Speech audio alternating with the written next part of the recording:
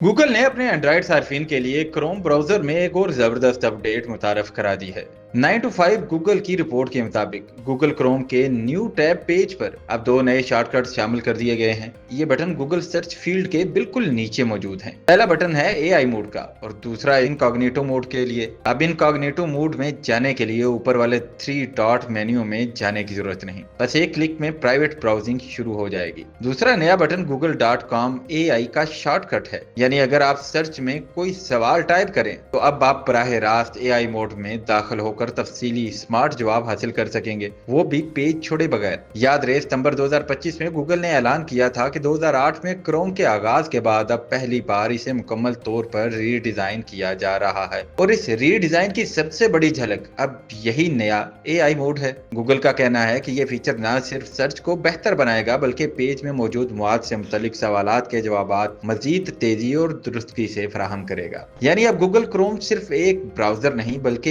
एक ज़हीन AI assistant बनने जा रहा है। अब सर्च करें, सीखें और समझें सिर्फ एक क्लिक में।